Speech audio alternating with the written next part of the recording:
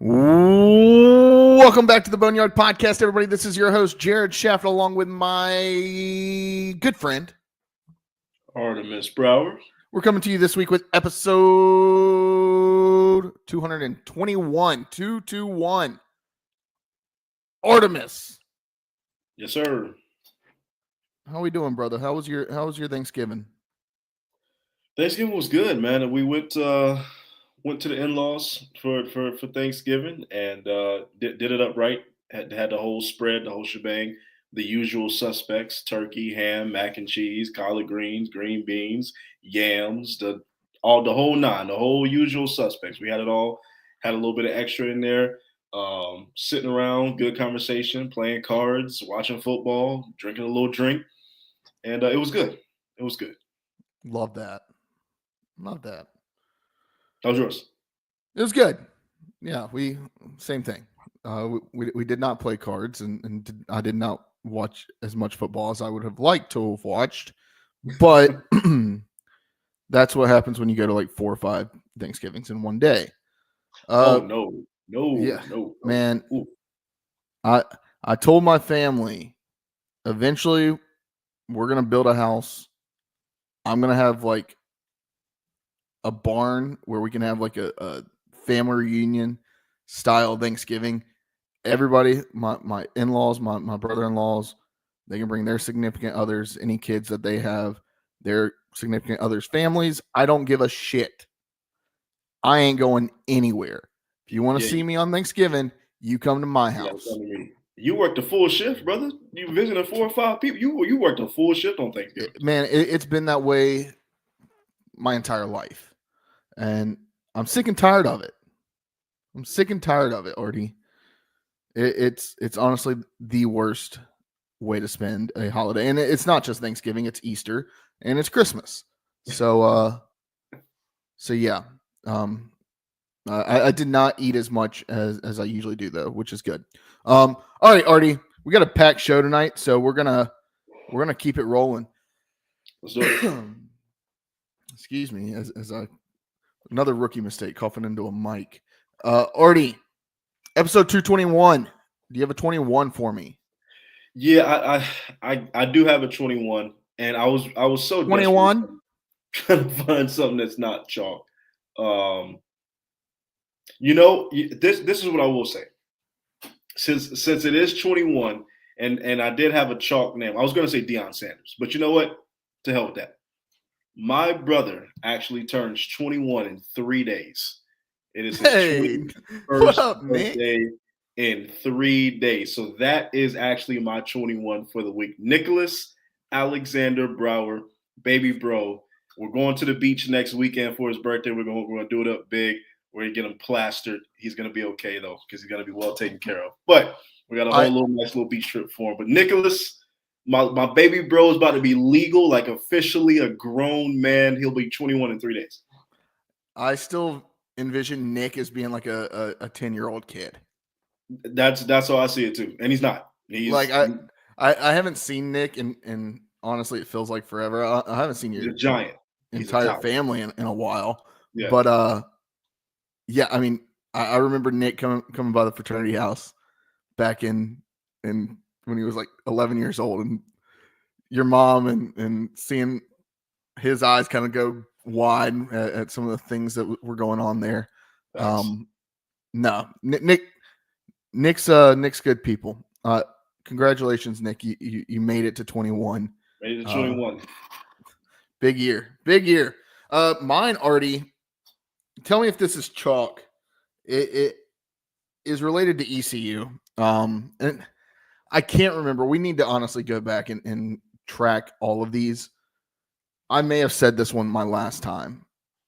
I feel like this guy's been named before, but I can't remember if it was for 21 or for a different number that he wore.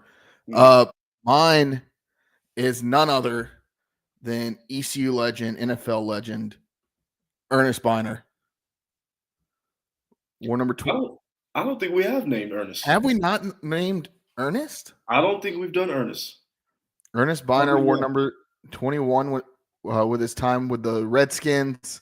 Also wore it during his second stint with the Browns, and then finished his career wearing the number 21 for the Baltimore Ravens.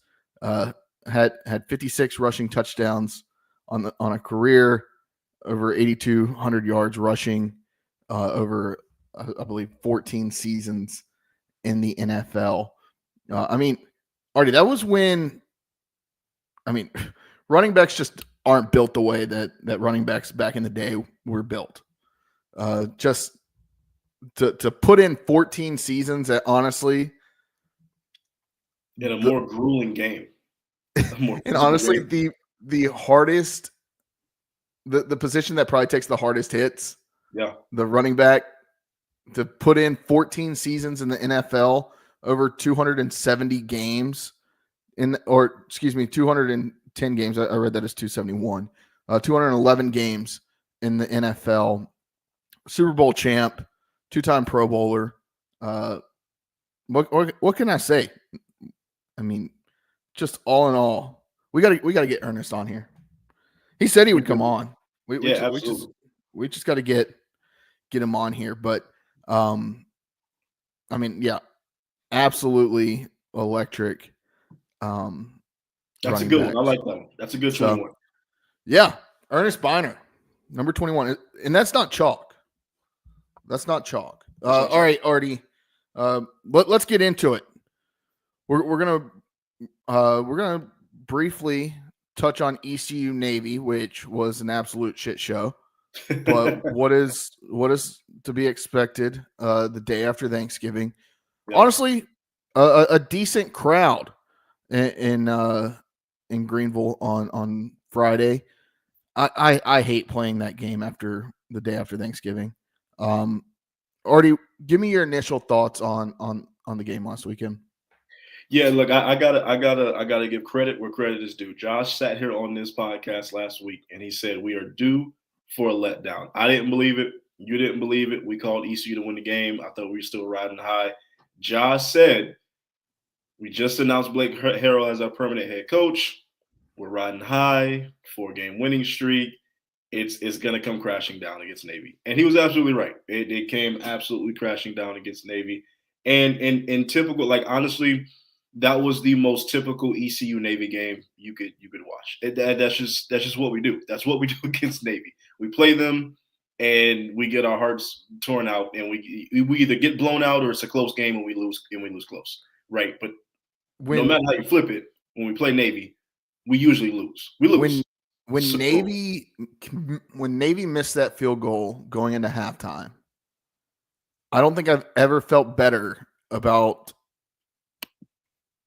leading a game 3-0 going into half.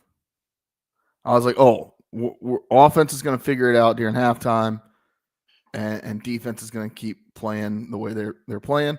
And look, it seemed like the two sides just flipped at halftime, right? Defense was all over the place, and then the offense started to find opportunities. Look, people were saying, I saw some people saying things about Caden Hauser. Look, Caden Hauser had a decent day. I'm not going to say he had a good day. Yeah, there were so many passes that were dropped that could have led to much more. I mean, you look at the first drive. What was it? The second play of the game, going deep to Anthony Smith. Just you got to make those plays. Look, I'm not putting it on the receivers, but our receivers didn't have their best days. Look, the opportunities were there. ECU had plenty of opportunities. I remember there was a drive in the first half. This might be one of our first couple of drives that we had. We were right there knocking on the door within, I think, the 5-yard line, and couldn't get it done. We had penalties killed us too, and plenty of opportunities. That's been a theme over the last 3 or 4 weeks. A lot of penalties. This time it wasn't so egregious, but like it wasn't like so many of the unsportsmanlike or really terrible penalties. Yeah, but you had some penalties that really, I mean, twice you had it within like I believe the 10-yard line, and it got called for false starts. right? And then one of those times you missed the field goal. The other time, I believe you made the field goal. Like you got to score when you're within 10 yards. You got to put it in the end zone. Yeah. And ECU wasn't able to do that. ECU could have very well been up 21-0 at halftime, but they didn't capitalize on their opportunities, and it burned them down the stretch. Had they played the way that they played in the first half, but capitalized, I think ECU wins that game, and I don't think it's even remotely close.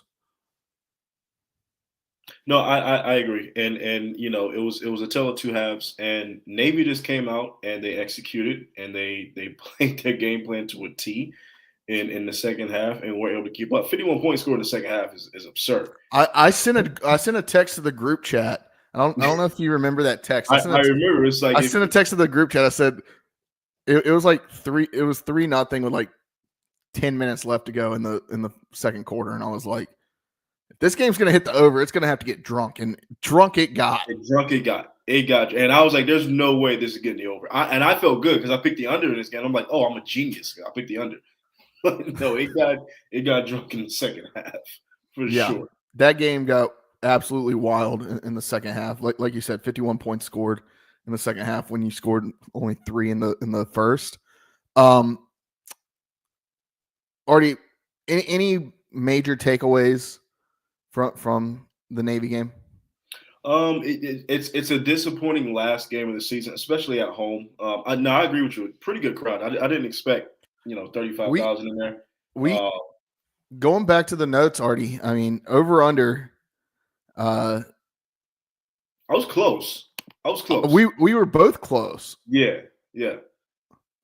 And I mean, I guess technically, who would you? We both said under, but I said under 36,690. And I mean, technically it is, and I think that's a closer number to the actual attendance than what you had. No, maybe not. No, I was off by about 1,100. Yeah, we were both off by about 1,000 or 1,100. Yeah, I mean, we're both right there. I'm gonna be honest. We're like right on top of it. We both had a call on what the attendance would actually be. If you add it, what's Josh? What's the average of that? 36,690 plus 34,580 divided by 2, 35,635, and the God damn, the actual attendance was 35,663. We were all pretty spot on. We were off by like 27 if you take the average of our two numbers. Pretty spot on. We know ECU football. Don't tell us we don't know ECU football. We don't know attendance. They're all the damn time. Love it. No, I wanted to give a couple shout outs. I mean, on this game, I mean, ECU, yeah, it wasn't the Pirates' day, but overall, I mean, Kane Hauser completed 20 of 36 passes for 219 yards. We weren't blowing them out down the field, which we had plenty of opportunities to, but we just couldn't hit that deep shot. And then Navy might have gotten the most pressure on Kane Hauser since the Army game. Like they were in the backfield, but that's the style of game that they play. Threw for 2 touchdowns, 1 interception. Raj tallied a team high 88 rushing yards on 19 carries, and then Yannick Smith and Anthony Smith combined for 130 receiving yards and 2 touchdowns on the game. On the defensive side of the ball, Artie, Omar Rogers, I mean, that guy's been a stud this year. Yeah, yes. What was one of 3 Pirates with double-digit tackles. He had 14 tackles, with 3 of them being solo tackles. Jamarly Riddle and Mike Edwards also logged 11 tackles each. That's a career high for Jamarly. And then Samuel Danka, geez, what is going on with me tonight? Registered his second forced fumble of the season, while Tymir Brown collected his first career fumble recovery. Not a bad day for the defense. I know it got nuts in the second half. Yeah. I mean, when Navy came out to start the second half and did exactly what they wanted to. They came out, had like a 14 play, 7-minute drive, and that kind of took the sails out of ECU, the wind out of sails. So all in all, tough day, but you're on to bigger and better things now. Like, hey, you got it over and done with. You played Navy. Now we're on to the next. But I do think that was a very winnable game for East Carolina. Yeah, I mean the usual suspects in terms of ECU letting a game go that they really could have won and controlled. That happened in this game, and eventually we're going to get a look back against Navy. Eventually, it's going to happen. But they're just one of those programs for some reason. It's kind of like Ohio State against Michigan. You know, we just have their number right now. They just got our number. So, and I want to I want to take 3 minutes. I don't want to spend too much time on this. I've never been so surprised watching an academy, a service academy. I know you're going. As I was on Saturday. I mean, it was. Look, I get it. Both sides. It's football. Both sides are talking shit. That's football, right? Like, say what you gotta say. Look, I don't know what all they showed on TV of what happened between the third and fourth quarter during the no quarter. There was like a tackle. Navy got up, and players are starting to run down the field and doing all this crazy, like, not crazy dancing, but like they're coming out to like the hash marks. Yeah. Like spread out down the entire length of the field. And ECU is on the numbers on the side closest to Minji's, right? Away from the Boneyard. And all of a sudden it's just like they're coming, they keep coming closer and coming closer. And of course, you keep coming closer, our guys are going to get pissed off. Yeah. And so that sparked something, and how there was no penalties called during that is insane to me. Like, and there could have been penalties called on ECU during that time. I don't think there were actually any flags thrown, but so shout out to the refs for figuring that out pretty quickly. Because that could have got ugly. And then early on in the fourth quarter, Raj gets hurt, goes down with an injury, looked like a cramp, looked like he got a stinger somewhere on his lower body, and he drops to the ground. Look, it's one thing to get mad when a defensive player drops to the ground trying to run off the field to get more time or get a timeout. Yeah. That wasn't the case here. Like this is an offensive player trying to get to the sideline after taking a hard hit. And you had 3 Navy guys like almost taunting him as he was laying there on the ground. And of course, our offensive linemen that are standing there are going to take exception to that. As they should. And that started the next that started the next kerfuffle. And people saying, "Oh, it can't be Navy. It can't be Navy. Oh, these guys are gonna defend our country," and I appreciate them doing that. But they were some real assholes. I mean, like what? What I'll say to that is you're absolutely right. But do people really think these military dudes ain't some dogs? They some dogs too. They are. They some dogs. Like, they serve in the U.S. military. Yes, they dress up nice and they dress blues and they look all respectful and chivalrous, and they some dogs, man. Like, are you kidding me? Yeah, I don't know. Disrespectful dogs. I just wanted to touch on it. Like I said, I didn't want to spend too much time on it. We probably spent more time than I wanted to on it. But yeah, just an absolute shit show at times in Dowdy on Friday afternoon. But all right, Artie, anything else before we move on? Let's do it. Let's move on. I got nothing else to say. All right. Let's move on. So yesterday was National Signing Day, Artie. Some big hitters. ECU comes in with the 70th ranked recruiting class in the country, and finishes with the 3rd ranked recruiting class in the American Athletic Conference, behind Memphis, closely behind, I should say, behind Memphis and South Florida, and just ahead of Tulane. So in pretty decent company, right? These are your flagship schools in the American Athletic Conference that are leading the way. Still, right?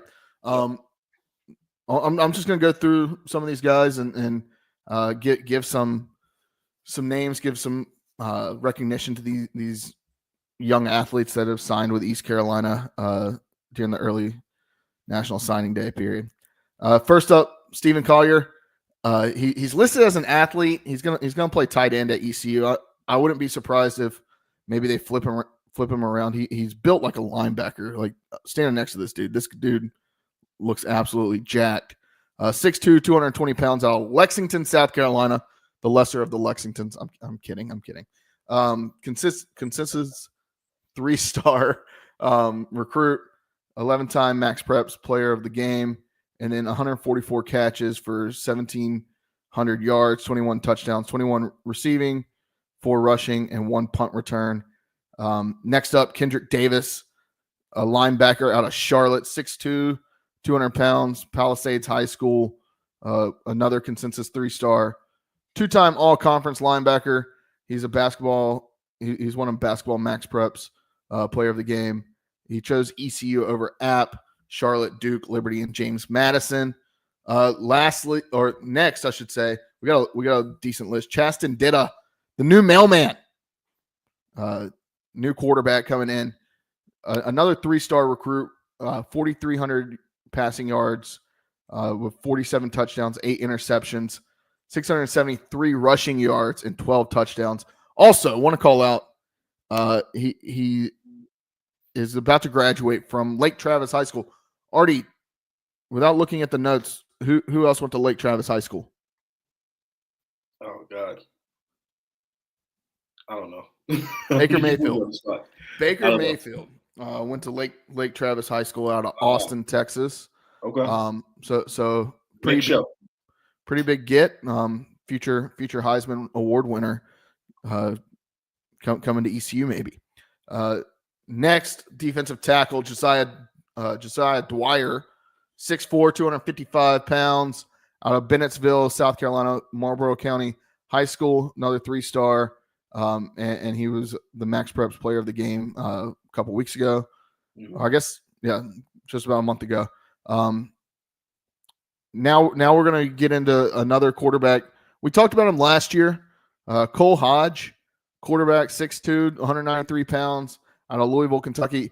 If you may remember, he reclassified last year to this year, so he took a year off before enrolling. I believe he got some surgery done, and he's back to full health. He was the Kentucky 3A Player of the Year in 2023, so last year, and was a consensus top 20 recruit from Kentucky. And then his brother, wide receiver Connor Hodge, wide receiver, 6'1", 160 pounds, also out of Louisville, Kentucky. The 2024 Kentucky Mr. Football nominee, and he's also a top 20 player in the state. All right. Man, there's a lot of guys on this list. We got a bunch. I'm just gonna cut to the chase. Like, there's a lot of guys. Like, this is I can't go through all these because we got a guest waiting in the wings. And the guest we have waiting is honestly the next guy on the list. We're gonna go with Johnny Williams, wide receiver, 5'10", 160 pounds, out of Havelock, North Carolina. Yes, sir. If you know North Carolina football, high school football, and if you know anything about the eastern part of the state, Havelock, it has a stronghold over the high school football games. What is that? That was me. I'm sorry. I had to add in the background. I didn't know it was going to play like that. This is the beauty of live. Jesus Christ, Artie. Make me want some pizza. My bad. My bad. Caught No 116 free advertisement, though. No. If you want to add, you can pay us. Caught 116 passes for 2,429 yards, and then flipped on signing day from James Madison after he'd flipped from ECU to James Madison. He decided he's going to stay home. Johnny Williams. Johnny, welcome to the Boneyard podcast. How are we doing, my friend? What's up, you guys, man? Thank you for having me on tonight. How you guys doing? Absolutely. We're doing well. Real quick. So, I mean, you decide to flip last minute back to ECU. I just want to kind of jump right into it. What went into that decision? Was it something with the coaching announcement made earlier in the week, or was it anything else? What happened? So the reason I decommitted in the first place was because I was uncertain with who was going to be in that head coach, if the staff was going to still be there when the new head coach come in. And then my plan was to come in early. So if I wanted to come in early, how could I come into a situation not knowing who the head coach would be? So for me to be able to continue my plans, I thought it was best to decommit at the time to go figure it out. And then when I came back, and then while I was on the process of decommitting, right, Coach Rob, he just stayed so connected with me. He stayed so close with me. He made it known that our relationship wasn't based upon just football. He made sure that he was putting me opportunities in position to get bigger opportunities and bigger chances. And he made sure that I was going into a situation that was good and not going into a bad situation. So him being with me throughout my process, even after I decommitted, just shows how much I really meant to him and how much I meant to him as a player and person. So that relationship stuck with me tight that whole time, and everything that he did for me throughout that whole time really stuck with me. So once I found out that Coach Harrell was the head coach, and that made me really excited because I love him as a person. Since the first day I met him at the 7-on-7, got to talk to him. Man, I could just tell he's really a people's person, and that really stood out to me. So seeing that he got the head coaching job and knowing that the staff, JDB, Coach Rob, all the guys still gonna be there, I mean, that's home for me. So, Artie? Love it. And Johnny, I want to ask you this because you guys got a big game coming up tomorrow night, right? It's against Jacksonville. yes, You guys are in the playoffs. How's preparation for that been? How's everything been going for that? How are you like mentally getting prepared for this big game coming up tomorrow night? yes, sir. Preparation throughout the week has been phenomenal. I think we have a really good game plan coming in. I think if we just do our jobs individual and execute the plan, I think everything's gonna go in our favor. But this game right here is a lot. You know what I mean? This is a big rivalry game. Jacksonville 4th round. So everything about this game right here is just generational. You know what I mean? So I know this means a lot to our community. I know it means a lot.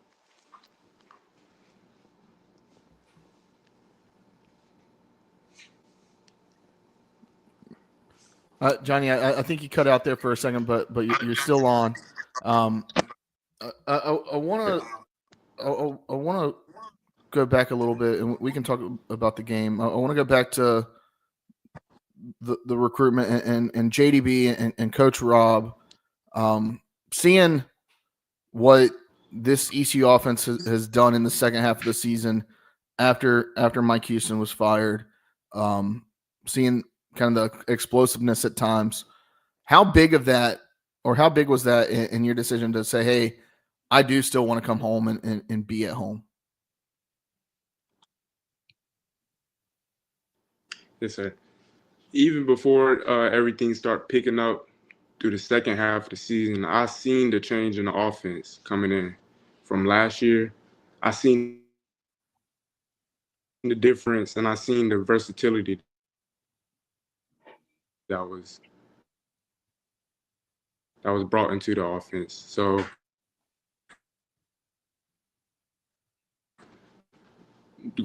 them being explosive from now to the beginning of the season, I felt the same way about the offense because I knew what I could do in that offense, and I knew what I could do in that. And like, I think this offense is really good for East Carolina, and I think I can do a lot of big things in it. Artie? Yeah, I mean, kind of going off of that, like, how do you feel you can contribute coming in, with this offense with JDB? What do you feel you specifically bring to the table that's going to help this offense maybe take it to the next level? I think playmaking skills brings a lot. I'm very explosive. I can take the top off of defense, and I can also make a lot of people miss. So I feel like if I just come in and work hard and do my job, do what I'm asked to do every day, every single day, I think that I can bring a lot to this team, not only on the field, but also in the locker room as a teammate and as just become the best leader I can be for myself and for my team. So honestly, I feel like if I just come in focusing on everything to do, grind, hit the weight room, eat, and just mentally prepare myself, I know my skills and know what I do. So this opportunity, I will shine with it. Love it. I love that. I mean, I absolutely love that. The confidence to come in and know what you got to do at ECU is really big. I wanted to ask, so go kind of to Artie's question. I mean, is there a part of your game that you're excited for Pirate Nation to see, maybe starting in the spring game next year, and then going into next season into your freshman year? And then a second part to that, I'd like to see what you maybe feel like you need to work on going into your first year of college ball.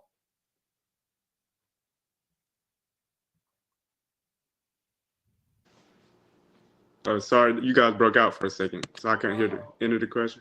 Oh yeah, the second part was if there was anything that you feel like you needed to work on or improve in your game going into your first year of college ball. Yes, sir. Honestly, I don't feel like comfortable right now. I feel like everything has to improve. I have to be a better catcher. I have to get more explosive because I know, yes, I'm fast right now, but I know I'm going against a lot of other faster guys. You know what I mean? I'm going against a lot of guys who are capable of doing what I'm doing. So I think that I have to improve on everything with my game just to become better for me to be at the next level. I feel like my game is pretty developed well, but I know with the right coaching and the coaching under Coach Rob and Coach Harrell and Coach JDB, I know they will bring out my true potential. Yeah, I want to ask you this also. Coming into school, college, new experience is exciting. We've all been there before. Me and Jared, it's one of the best times of your lives. What are you most excited about? Just getting on campus, being a Pirate, like just being a student athlete. What are some of the things you're most excited about?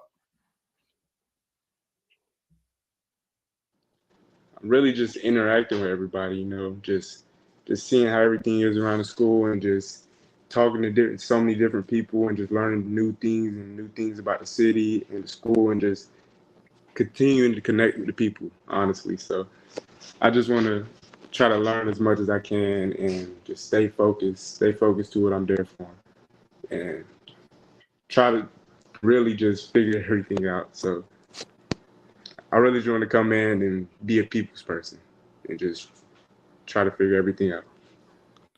I feel that, and I think you've done a pretty good job of it so far. Just seeing your interactions on social media, I know from what I've seen, a lot of Pirate fans are excited to have a player that's engaging as much as you are. And honestly, this whole class is doing a pretty good job of it on social media. But to that point, Johnny, talk to me about Pirate Nation and how you feel about coming into Greenville.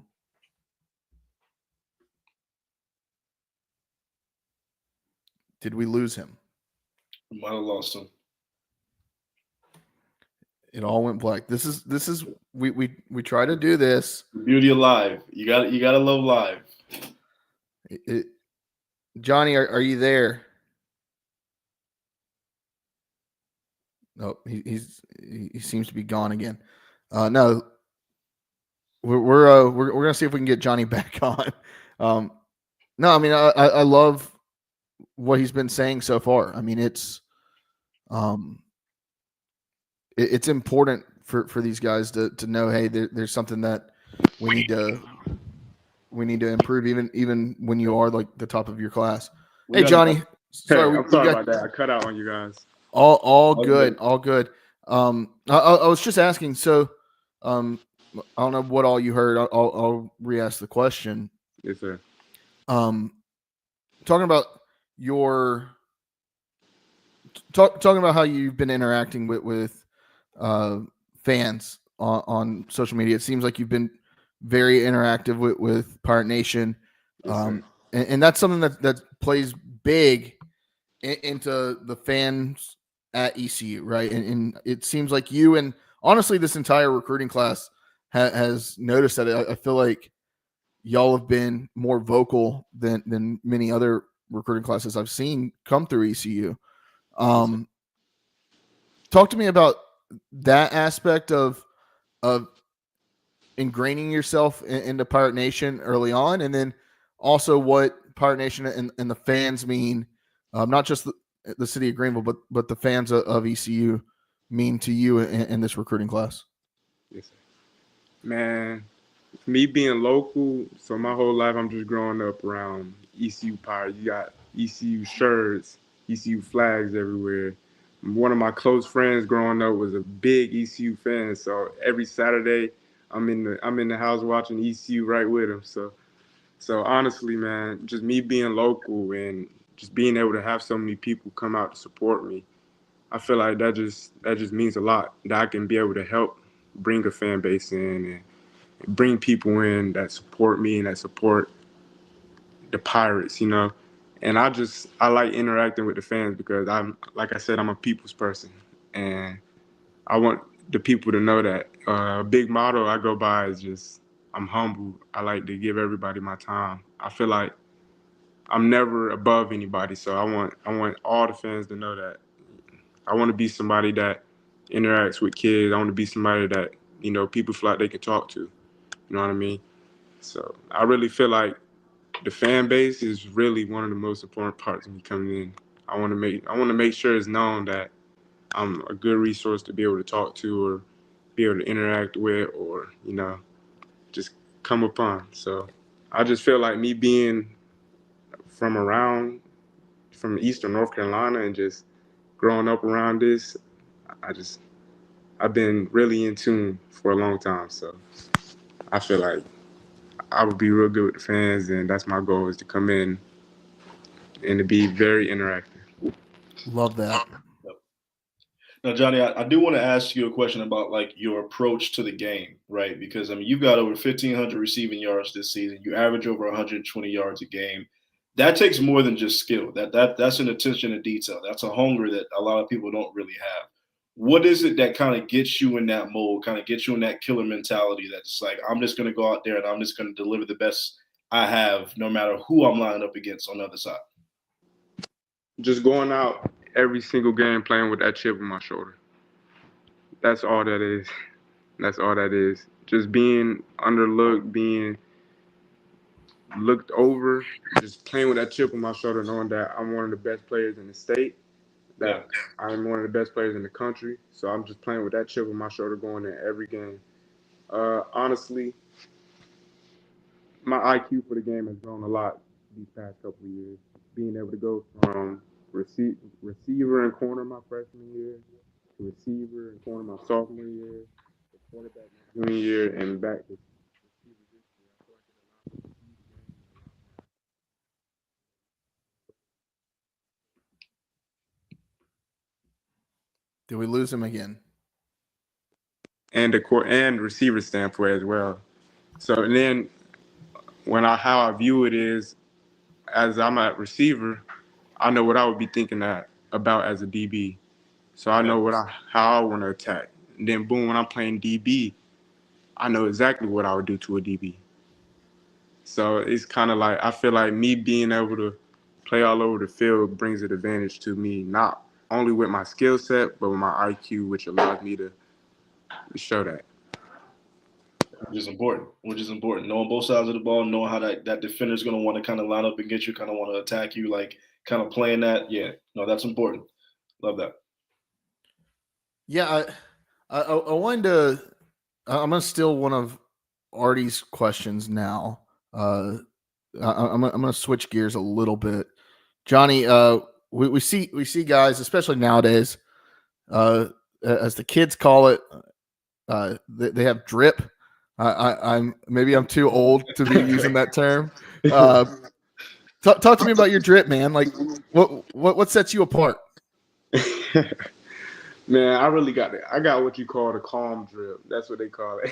Okay. I'm not really too flashy with it. You know, I got my days. I might come pop out on a film game day, whatever. But I normally got the calm drip. I'm being some sweatpants, nice hoodie, throwing some Yeezys or something. But yeah, I'm mostly calm for the most part until it's time to go for game day. Then I like to pop out because, you know, I like to pop out on the field as well. So I try to carry that demeanor all day with me. Love that. Am I too old to say drip? I'm in my 20s. Nah, you never too old, man. You might got the Damn drip right. yourself. I already do. I have drip. He's got dad drip. He definitely. I got dad drip. What about you, Artie? You got drip? When do you want? He's got the New Balances on a Saturday afternoon kind of drip. That's man. Don't hate on the New Balances and Hey, New Balances with jeans. New Balances now. Hey, they popping now. They now. Look, I saw somebody recently, an NFL player wearing New Balances. I was like, yo, they give me shit for wearing New Balances. People are starting to wear them a lot more now. I see them almost every day around my school. So I've been on the 990s for a while. Nah, yeah. New Balance, they coming out with some heat lately. So I got that heat, Artie. Something like that. If that's what we want to call it. Hey, don't let them hate on the drip. Don't let them hate on the drip. Artie, do you have another question? Yeah, I do want to ask you this because, you know, high school football, you know, I've been a part of it. It's one of those things, you know, when it's over, it's over. Now, obviously, you got a career after this, so like you're good. But what are one of the things that you would say you're going to miss the most from just high school football, Friday Night Lights? Like, what's one of the things you're going to miss about it? Man, one of the biggest things I miss is just the family, man. Like everybody that I've grown with from day one. You know, I really appreciate my teammates so much because without them, I would not be the player I am right now, and I can really say that. And without the coaches, I wouldn't be where I'm at because these guys, they grind with me since day one. You know, I got one of my boys, Kamari, he's a cornerback. He came out with me to the field every day, ones. My quarterback, Jalen Hewitt, ones. Every day we worked on this every day in the summer. So honestly, man, not being able to get that back with those guys, get another summer back with those guys of just hard work and hard grind and dedication, that's probably what's going to be what I miss the most.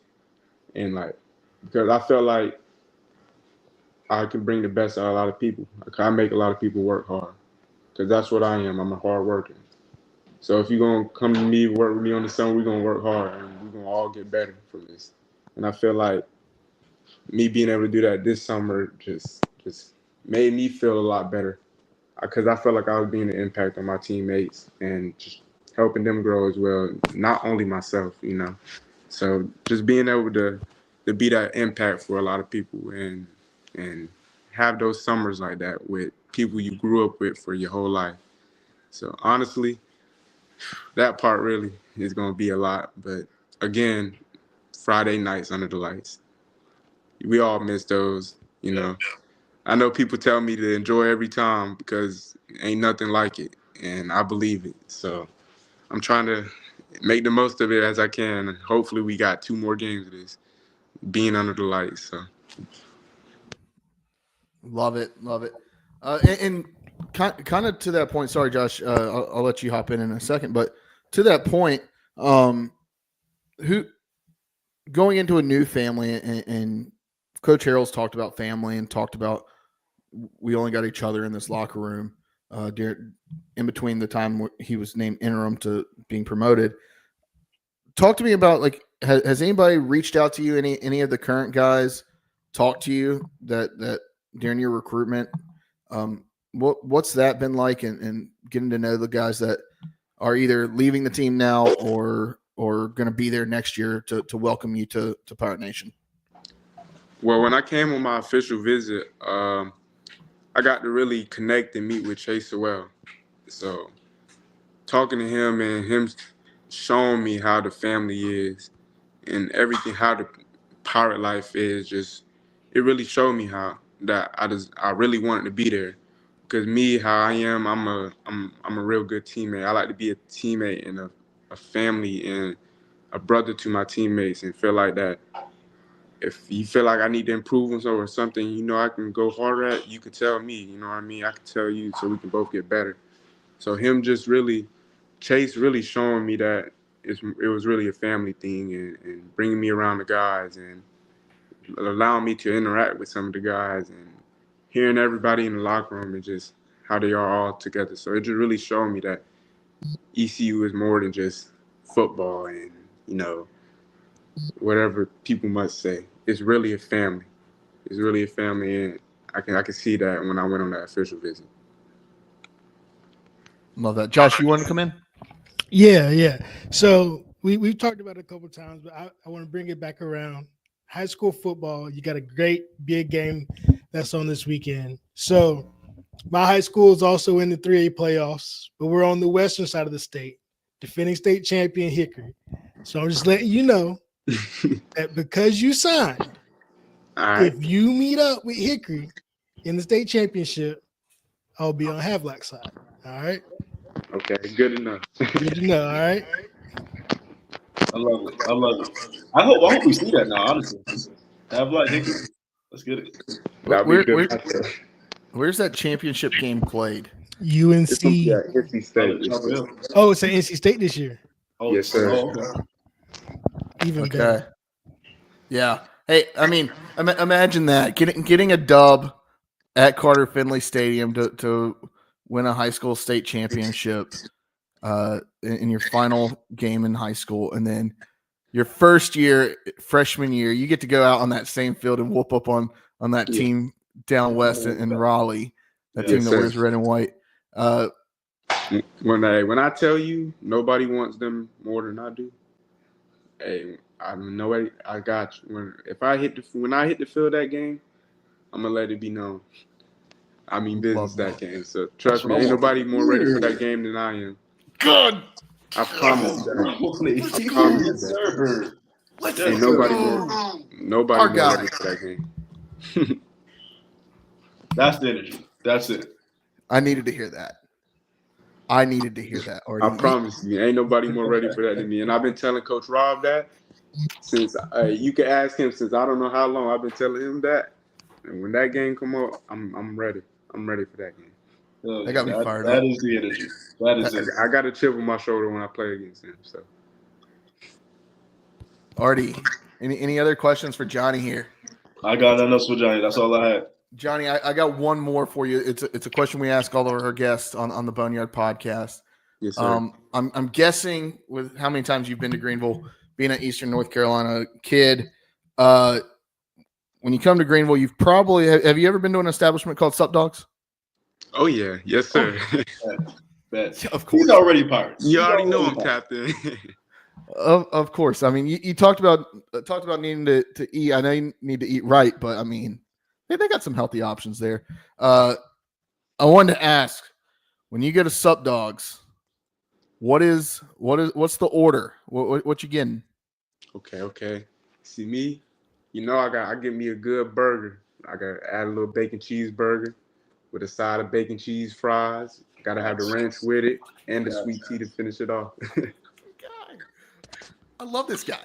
You can't have the bacon cheese fries without the ranch either. The ranch is important. It's important. Our dude. For me, it's the same order. It's the ranch and the Sup Dog sauce. I get to double up on both. But no, that's cinema right there. That's it. That's sneaky good. Ask for some buffalo sauce also. Okay, I'll remember that next time I come up. Hey, I'll say my cousin put me onto it. She was like, "Look, I get the cheesy bacon delight. I get the hot dogs with the bacon and cheese on it." Yes, sir. And she said, "Put some buffalo sauce on it." And I was like, "What? Buffalo sauce on a hot dog? Man, I'm telling you, does wonders." Yeah, maybe when we get down to Greenville sometime soon, we'll get out and have some lunch with you. Nah, most definitely, man. I would love to come up, get up to Sup Dogs with you guys and get to chop it up. Like I told you guys, I'm a people person, so I really want to interact as much as I can once I get up to Greenville. Absolutely. Gotta make that happen. Love that. Well, Johnny, thank you for joining us on the Boneyard podcast. Welcome to Pirate Nation, my friend. Yes. We're excited to watch you and the 20 or so other guys that are coming in with you ball out for the next 4 or 5 years. And look, this team seems to be going in the right direction and seems to have the right pieces in place to take that next step. So Yes, sir. we're excited. We're excited to have you. I appreciate you guys for having me on tonight, man. I definitely can't wait to touch down in Greenville. Hey, I'm so excited for it. I hope everybody watch tomorrow and be able to watch what I do on the field. And once again, go Pirates. Damn Yes, right. sir. Go Pirates. We'll be watching you, Johnny. We'll be watching. Absolutely. All right. Wow. Artie. That's my guy. Loved it. That was awesome. God. That was awesome. Already talking about state. Yeah, already talking about state. Yeah, that was. He won me over right there. That's what we needed to hear. He won me in the 100. Coach Roberts doesn't miss. Like that's it's simple. It's simple. we Lock that man up. A high school student talking about, oh, I can't wait to see state. That's the energy. Damn. That's what we needed. Lock Coach Roberts away. That man, he does not miss. Josh, I need that clip. As soon as this thing ends, I need that clip. Yeah. I'm excited about this recruiting class. We talked about some of them. I know we didn't go through all of them. There was a couple others I wanted to call out, like a Peyton Reeder, who I believe was one of the first guys to commit. Caleb Marlowe, a tight end out of Apex. Like, I'll say this about this recruiting class: ECU has brought in some dogs on like in the DB room. They brought in some dogs on the defensive side of the ball, but the tight end room, bringing in, I think you have 3 tight ends listed. Like I said, I wouldn't be surprised if Stephen Collier ends up in a different position. He's listed as an athlete. I could see him moving to the other side of the ball, but maybe I'm wrong.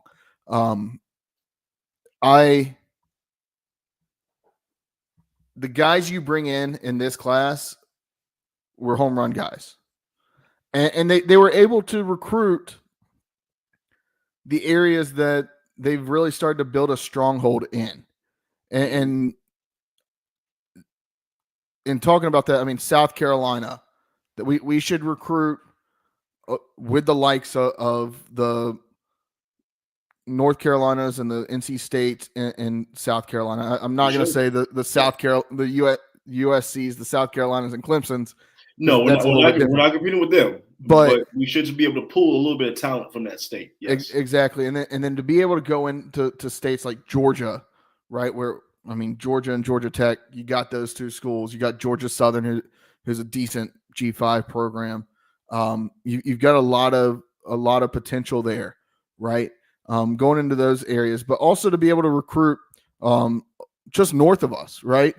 You've been seeing a lot of guys in the past couple of years coming in from like the New Jerseys and Pennsylvanias of the world, and I mean, this recruiting class has several guys from Baltimore, Maryland, and then even dipping into Huntsville, Alabama, with Jordan David Miles. There's a couple guys, I believe, from Alabama in this class, and then already to basically flip a guy. I mean, the number one guy in this class already, Darian Horsley, Sharpsburg, Georgia. This guy, he's a 3-star, was committed to Mississippi State, and then flipped his commitment to East Carolina late in the process, like in the last month or so.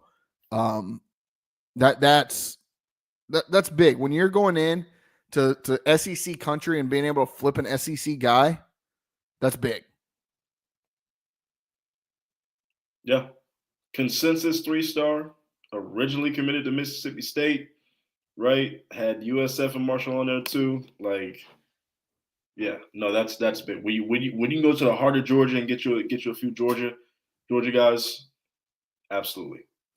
Yeah, and I also want to call out like Bernard Lackey Jr. Dad played at ECU. This guy chose ECU, chose to come home over the likes of Michigan State, Ole Miss, who, I mean, Ole Miss is a power right now. West Virginia, we all know what Tennessee is, and Pitt, right? Like to be able to go up and compete against some of these high-profile schools, yeah, it has been impressive. And I know people have questioned Blake Harrell and his ability to recruit, and I know it's a weird recruiting class with how everything kind of shook out by the end of it, but this is a damn good recruiting class. For a team that went 2-10 the year before and finished dead last in the American Athletic Conference, and to come back out and they put together a 7-5 season and fired their coach, and to be able to sign the number 3 recruiting class in the conference and a top 70 recruiting class in the country, that's big. Not to mention you're gonna still go out and recruit guys in the transfer portal, and ECU's got some holes they're gonna need to fill. But mostly you've got all the key pieces for next year. Yeah, we saw you're losing Javius Bond and the big one, Chase Sowell, entering the transfer portal, but you're gonna bring in another wide receiver probably, and you're gonna be fine at running back. I mean, London Montgomery, that dude's gonna be good. That dude's gonna be real good. I'll say this: ECU got back on track as far as this season, because coming into the season, we did have some lofty goals. Even coming off a 2-10 season, right? We thought that the sky might be the limit with this schedule, but 7-5 was kind of like, okay, they got to at least go 7-5.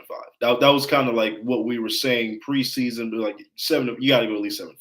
We went 7-5, all right, and we still have a bowl game coming up. The only problem is that now with Blake, it's a lot of pressure because it's not a rebuild. This is not a rebuild. This is a continuation of trying to build something. It's not a 2-10, 7-5, and then back to like 2 to 3 wins. No, that's not what can happen with this program. So like you just got to fully understand, like we got to build off of now this 7-5 season, a possible bowl win. If we win our bowl game, going to 8-5, now you have to build off that. The same way we went 8-5 a few years ago in the Birmingham Bowl and won that, but we weren't able to build off of that momentum. You've got to be able to build off this momentum. This isn't a rebuild. That's the only thing I'll add to that. Like it's not an ECU rebuild. No, I definitely agree, Artie. You can't look at it as a rebuild, and I think that's the reason why ECU went the way that they did. Right, I think that's a big reason for going to Blake Harrell and retaining JDB and trying to keep this staff as closely together as possible, is knowing that if you go outside and you this late in the process in the recruiting process have to start from scratch, you aren't going to be able to you're going to have to tear it all down. Guys are going to leave. You're going to lose a majority of your recruiting class. And if that's the case, by the time you build it back up, you're going to get lost in the ether with the way college football is going nowadays. You're just going to get lost. You've got to be able to maintain at the top of the group of 5 right now to have any sort of relevancy. And there's going to be more conference realignment. There will be more conference realignment in 5 years or so. And to set yourself up now to take that next step, you got to be able to bring in top recruiting classes in the group of 5. You've got to be able to go out and bring in these dudes that honestly that you got to find those diamonds in the rough and really do a good job. And you got to have guys that can shape these athletes into what this team needs to be. And I believe Blake Harrell does a good job of that. We've seen it with the defense. Yeah, the defense has struggled at times this year, but you also got to remember you lost your number one cornerback early on in the season, a guy that tore his ACL. Man, a first round guy. We're talking about a first round draft pick. We're not talking about just a guy. And had he not torn his ACL, he is still rated in the first round of the draft. I saw him on Friday at the game. The way that he's walking, I know he can't suit up, but like that guy looked like he could play. Like the way he was, he just looked like he was in incredible shape right now. Siobhan Rebel is who we're talking about, but no, I agree, Artie. You couldn't tear it down and start from scratch, because if you do, you might as well be pack it in. You might as well be a UAB. I mean, yeah, you're just gonna get lost. Artie, what would you say if I told you that UAB has a lower ranked recruiting class than both Army and Navy? Look, Army and Navy are good. But it's sad about what I'll say about UAB though, because they had a little bit of a resurgence. They were dead, and then they had a little bit of a revival where you thought, okay, UAB might be back, and then they got the new stadium downtown Birmingham. It's like, okay, this might be something. Trent Dilfer coming in, and it just went to shit. That it did, and I mean, it seems like the guys around or the schools around the American Athletic Conference right now are. There's some schools that are struggling. I mean, Tulsa still hasn't hired a head coach. Charlotte, that head coaching search seems like a complete shit show.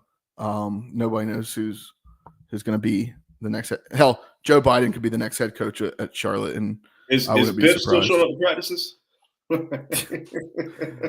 Already, their season's over. They ain't having practices. And that's another thing that's lost in becoming bowl eligible, Artie, is now that you've retained Blake Harrell, you're bowl eligible. Now you get even more practice time with them, right? And you're going to start practicing and preparing for the bowl game, but building that foundation to go into the off season, it's very important for where we are at ECU right now. So, Josh, I wanted to check. Do you have any thoughts on any of this on this recruiting class? Josh is shaking his head no. I think this is a home run recruiting class. I'm really happy with what we're seeing. All right, what's next on the docket? I think, Josh, what did we have next? We have options. You want to go bowl games? Want to go bowl choices? Yeah, bowls. Let's talk some bowls. So as of right now, we got some bowl projections. The latest projections are Brett McMurphy has ECU going to the Military Bowl. Brett just wants to watch the world burn. Yeah, because he's been consistent on military. He's been consistent on military force, and now he's got us against NC State. CBS has us in the Military Bowl as well, playing Louisville. I'd like that. Athlon Sports is there. They haven't updated. Well, I think they just updated today. Actually, they have us playing in the Myrtle Beach Bowl against Coastal. Do not want that. Don't want that. Here, we play at Coastal next year. So we play NC State next year. Yeah, but you play at Coastal. You play at Coastal, so it'd be the same exact game. Yeah, it's not. Yeah. I'm not getting out of bed for that. Playing the Military Bowl against NC State in Annapolis, it's going to be cold. I believe that game's like 2 days after Christmas, 3 days after Christmas. Like, I don't mind that. Since even though we play next year, playing the Myrtle Beach Bowl and then having to go down to Myrtle Beach and then play Coastal and then turn right around and go back down to Myrtle Beach next year and play Coastal again. I don't want that. I don't want any part of that. I will say, if we play NC State for a bowl game, it would be the second time in program history that we finished the season and began the next season against NC State. Yep. What was that? The Peach Bowl in the 92? I guess it'd be the third time because we did it at the end of the Scotty Moe experience. That's true. That's right. Yeah, we did. Damn, I forgot about the Scotty Moe experience. I forgot about that. Wow. I try to block that time out. We that time I do not. What do they say? I'm not reserving any space for the Scotty Montgomery era. Scotty walked in here of ECU. All right, so the American Athletic Conference is tied into four bowl games that are guaranteed for the conference. They are the military, the Fenway, Armed Forces, only on even years, and the Independence Bowl.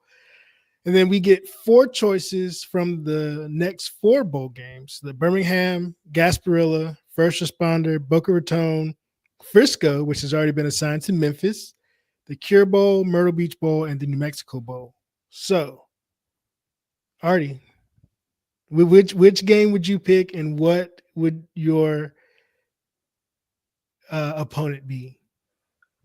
To me, it's between military and Fenway.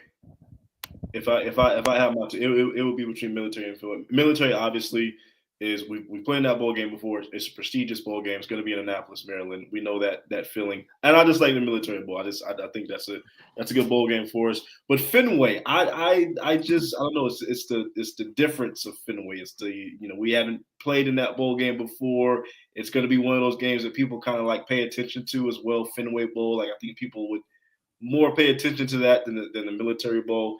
And I think the matchup there would probably be an ACC school that we would face in the Fenway Bowl.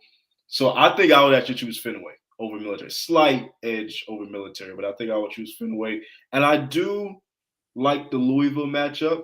That's enticing. I don't know if we've probably never played Louisville in a bowl game. No, in a bowl game. I have to go back. Yeah, I wouldn't think we've ever played them in a bowl. I know we probably played Louisville, but in a bowl game, I kind of like that matchup. That's enticing. I like Fenway Bowl. Whoever we get is whoever we get. I'd love a NC State, obviously, to try to just throw salt more on the wound to NC State. But I would go Fenway Bowl. And if I had to choose an opponent, I guess I'd say Louisville. You're going Fenway. What bowl game? I think we're going to end up playing somewhere from the ACC. I think it's going to either be. I agree with Artie. Who we have outside of Louisville and State, though? Would it be anybody else that we'd have a chance to play? Carolina. Okay. Boston College. Ooh, I need my lick back on Boston College. They was talking a lot of shit a couple years ago. What about what did Georgia Tech finish at? Georgia Tech finished wherever they finished. It doesn't even matter because they had that 8 overtime, whatever game against Georgia. So they're going somewhere great. That's true. Yeah. They're gonna go to a good bowl game. They're going to and they whatever. they had the win over Miami too. Exactly. Yeah. Yep. They're going to whatever bowl. Yeah. Where do we think like Duke ends up? I mean, they finished like 9-3, but still like game. Duke's. Are they going to end up in like the Duke's Mayo Bowl? Is Duke Yeah, going to end up in the it Duke's would be Mayo? something like a Duke's Mayo Bowl. I can see that for Duke. Against the Big 12 loser. Yeah. Who's? Yeah, I would like to. Part of me wants to run it back with Boston College, just because I fuck those guys. Yeah. Like we that's still the most listened to episode of the Boneyard podcast. Actually, it's number 2, but that's the second most listened to episode of the Boneyard podcast. That Boston College episode after the bowl game was canceled. I'll say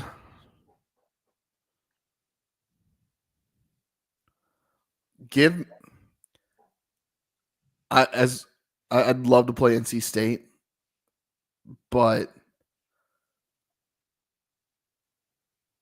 part of me wants to say Carolina just because they won't schedule us at all. They're scared. Part of me wants to say Carolina, but also Carolina's like a wounded dog.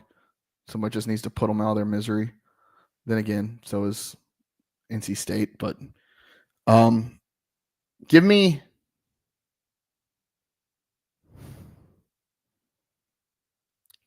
Boston College in the Military Bowl. Let's run it back.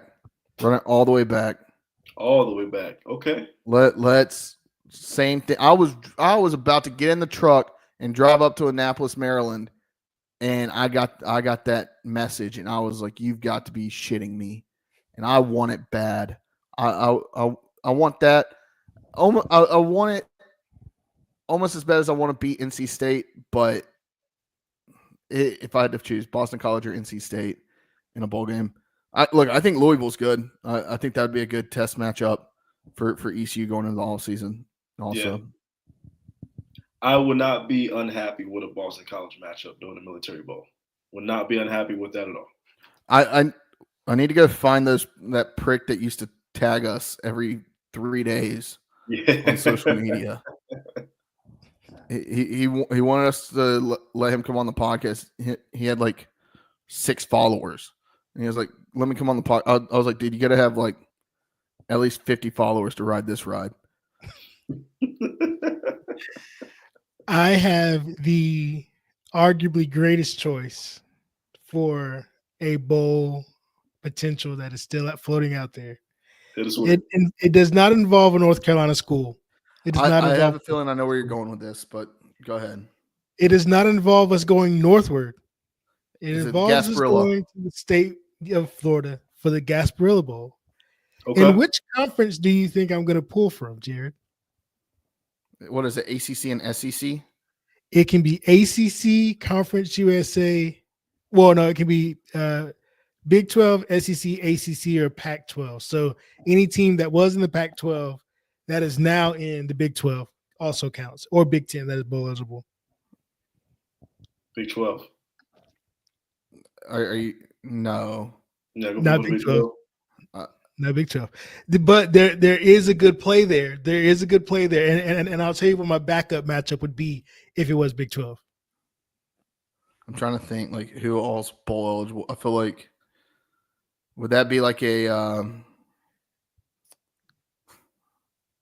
trying to think who would be there. Like a Iowa State, maybe. I don't know, but no. My number one choice would be out of the SEC, and it would be Florida. I was good. I almost said them for the Birmingham Bowl too. A rematch of the Birmingham Bowl, but in their backyard when they aren't really they don't have a great support because you were bowl eligible and everybody wanted to fire a coach, and then we have our fan support going down to the pirate capital, right? Like, yeah, I do. That's like, a good one. I did think about the Gasparilla Bowl. I was trying to think of ones that are a little bit easier to get to. I really don't want to go down to Tampa. Travel all the way to Tampa. But I will say Florida has looked great the last few weeks of the season, though. They look really good. I don't know if we want to see that Florida team. Maybe the first 4-week Florida team. I don't know if we want to see this Florida team. But yeah, no.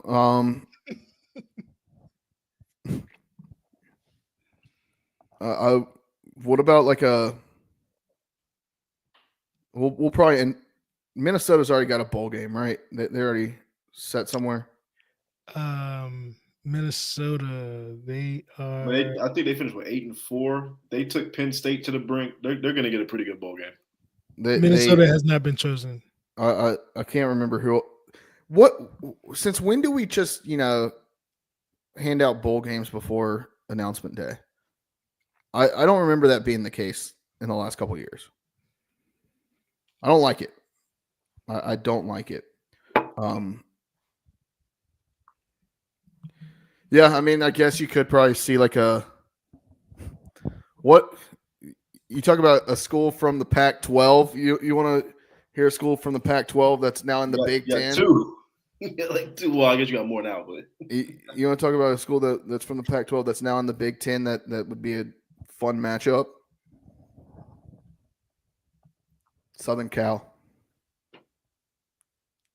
That would never happen. No, I don't want that. They're 6-6. Yeah, but that they would absolutely never match up Southern Cal against ECU. It would never, ever. Like ECU would have to be like 11-1 before they get a 6. Where are they going to send Southern Cal? Where are they going to send them? A bottom. I mean, honestly, bottom half. Because this is what they're going to say with Southern Cal. Because this is what I've been hearing. They're a lot better than their record. Oh man, 6-6. They're so much better. It could be 8 or 9 wins. They're going to give Southern Cal some bullshit bowl game against a 9-3 football team. That's what's going to get smoked. I just like the connection with Lincoln. Like I could see like whoever doesn't make the playoff, like a 9-3 Ole Miss is going to play Southern Cal in some bowl game. That's what's going to happen. Yeah. So somebody in the comments, Sarah says, I can tell you it's the Military Bowl. Waiting on State to agree, I've been told. Sarah, DM us your sources because I need to talk to those people because that's that I've heard that Military Bowl is all over East Carolina. What I haven't heard is that like who the opponent is. I have heard State thrown out there, but I think that's been a lot of like fans wanting that. And I mean, yeah, go ahead and do that. I'll appreciate it. All right. Anything else on bowls, or do we need to talk about college football playoff or not? I don't know what's going to happen here. Does Alabama get in? Do they somehow sneak in? College football is confusing. It's confusing as hell, to be honest with you. Like, I don't care about the playoff until the field is set, and then I'll look back on it. But until then, I do not care what they say right now. Look, I do not care. They are going to do everything in their power to get Alabama in as that last team. I mean, the fact that they have Miami below, and I'm going to go ahead and do my walk the plank early. Anybody that's doing all this bullshit talk from anybody that's doing all this bullshit talk from the SEC saying, "Oh, you haven't played our schedule. You haven't played our schedule." Yes, but a lot of these schools have played SEC schools and gone on the road or gone into their house and beat them. And I'm sorry, you're good.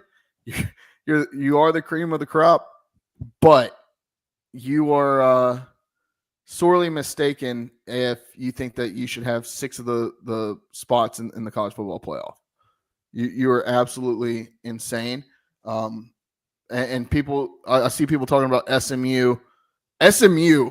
Anybody that wants to talk about the American Athletic Conference and where they stand in college football, look at what SMU has done in the ACC in their first year. One in the ACC. Now the ACC is a little down this year. I mean, the ACC just I said this from the get-go at the start of the year. The ACC is not very good.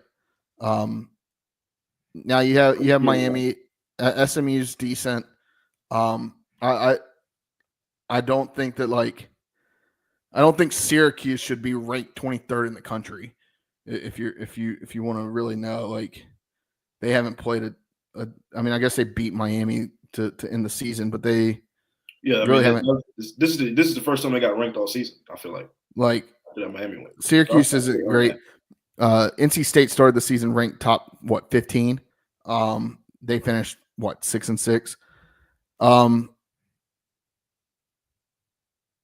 I don't know. I mean, you're gonna get what could really suck happening is somehow UNLV beating Boise State this weekend, and because I think if Boise State wins that game, they're a lock for the 4 seed.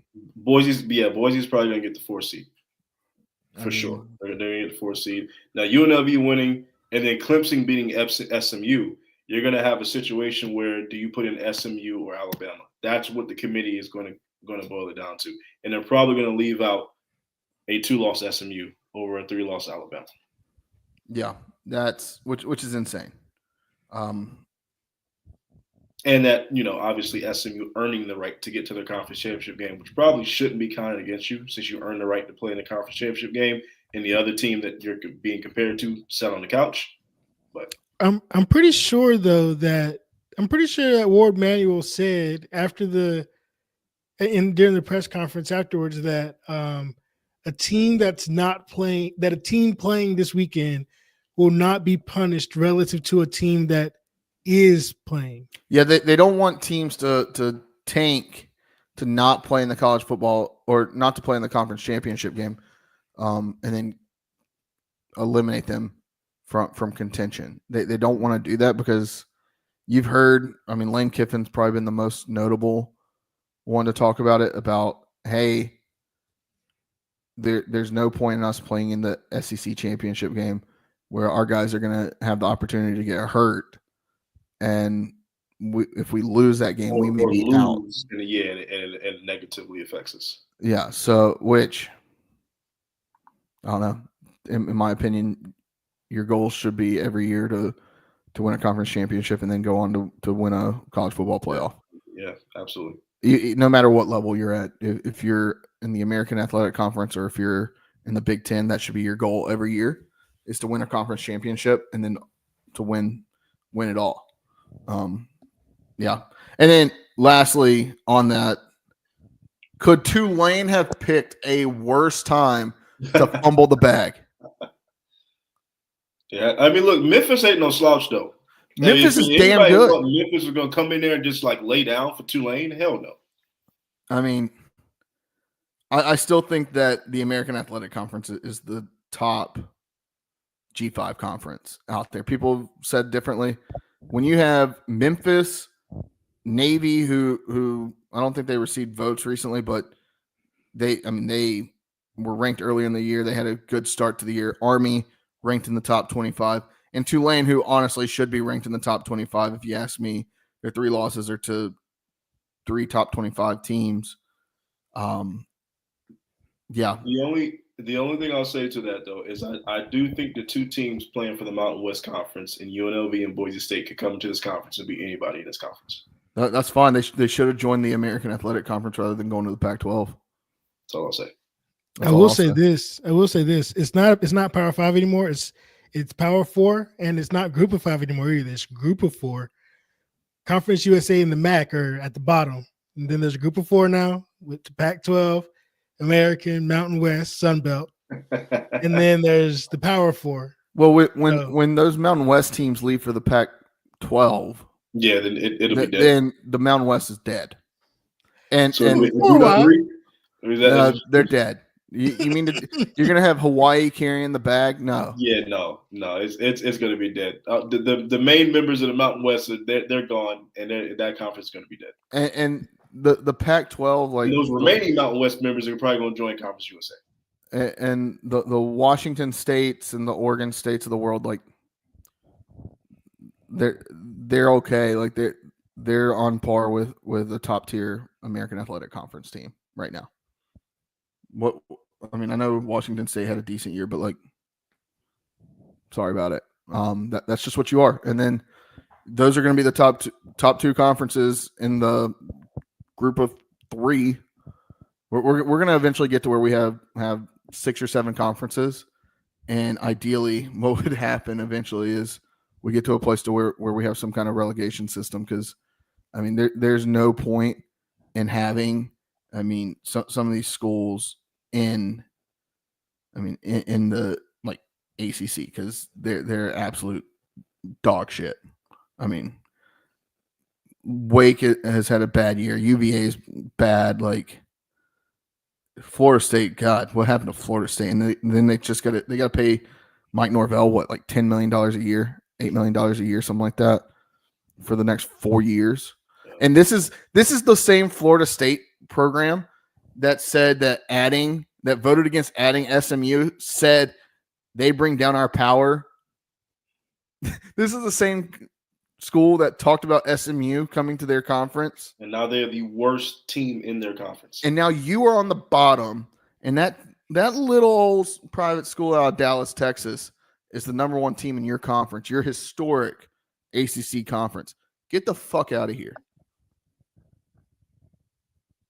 I saw this also. I love seeing the Big 12 and the ACC scramble and say, woe is me, because now they know what it's like to be a have-not. Josh, you say a power 4. It's soon to be a power 2. Like we're right on the cusp of it being a power 2. It's absolutely going to be a power 2, and everybody else can get in where they fit in. And it's already a power 2, to be honest with you. But yeah, I agree. All right. What's next? Let's just hit gambling corner. We'll save these next couple of segments for next week.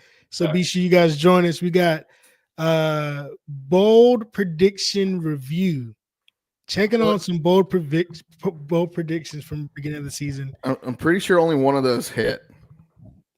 We'll see. We got some trivia, a little bit of trivia, and we got what can a bowl do for you?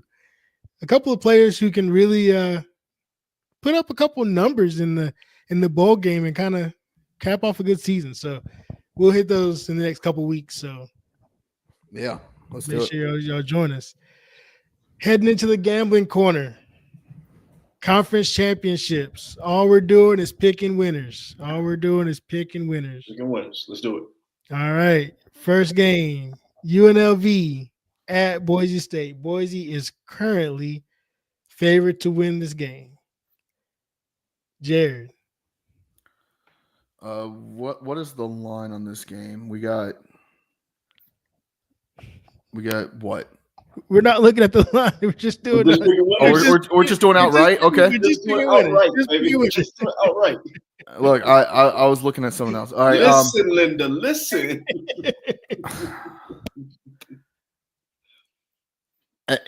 If Ashton Genty can put up the numbers that he keeps putting up, it's going to be hard to beat Boise. UNLV, they played earlier this year, right? Like I feel like UNLV took a pretty good shot at them. State won. I feel like UNLV took a pretty good shot at them earlier in the year. It's always tough to play a team twice. So that's a concern for Boise. But I think that the stars are just aligning for Boise State, and I think they win this game. It is on the blue turf. It is that god awful blue turf. All right, Artie, home or away? Yeah, look, people haven't talked enough about UNLV. If they win this game, they're going to the playoffs. Like I don't think people really understand that. If UNLV wins this game, they're going to the college football playoff. I don't think other people really understand that. But just think about their quarterback. Is it still Haj Malik? It's Haj Malik. Yeah. Haj Malik. Out of Campbell University. Man, what could have been? But no, I mean, honestly, I low key am praying for the chaos. I do kind of want to see UNLV win this game. I don't know why. I just want to see them do it. I don't think they will though. So I'm gonna take Boise State on the blue turf. Ashton Genty he's just too much. He's different. He's just too much. I'm gonna take Boise State. And I will be the third to take Boise State to win this game at home. Next game on the list, the American Conference Championship. Tulane goes on the road, has to go all the way up to the nether regions of New York to play Army. I've got a hot take on this one. I think Army steamrolls. I think Tulane's offense just steps on the brakes and Army steam rolls. That's my take. Cool. Who wants it next? I'll take it next. I don't think Army steamrolls, but I do have Army winning this game. I do. After seeing what Tulane did against Memphis, and Tulane's good, but I mean Tulane, Army, whoever's got the home field. Okay, Army's got the home field. Yeah, I'm taking Army.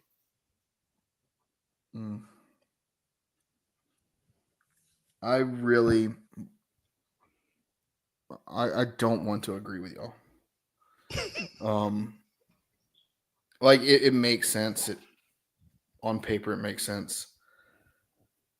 I still think Tulane's a better team. They dropped a game to Memphis on Thanksgiving Day last week. Memphis is a really good football team, and honestly, had Memphis, I say Memphis is a really good football team as they lost to UTSA and who else they lost to? Navy. I say that I in my opinion is they could very well be in the conference championship game. I'm gonna take Tulane here. I think Tulane is gonna have a get back game. Then again, Tulane, they ain't really playing for anything right now, right? Like, had they won last week, okay, now we're playing for a chance to win another ranked game in the conference championship game. And now we could be talking at that point of a Tulane getting in to the college football playoff. If the right pieces fell where they needed to, say Boise State loses to UNLV, then you can make a good argument that Tulane would be the top ranked G5 program. But nonetheless, it didn't end up that way. I've talked myself out of Tulane. Give me Army. We're gonna go 0 for 3 on this one. I guarantee it. I just want to say the setup for this is great because imagine Army wins and Clemson loses the conference championship game and they meet up in the Fenway Bowl say as that Dabo's punishment. Clemson loses the conference championship game, but because the American isn't ranked high enough, Army doesn't get into the college football playoff, so they end up meeting in the Fenway Bowl.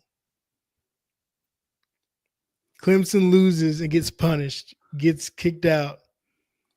It has to play Army, and that is how Alabama gets in. Alabama should not be in at all. All right, so you're going with Army now. You're going with Army now. Tulane has nothing to play for. They're a better team on paper, but they have nothing to play for, in my opinion. All true statements. Next, we got the Western Kentucky Hilltoppers going down to Jacksonville, Alabama, to play Jacksonville State. And Jacksonville State is the home favorite in the Conference USA championship game.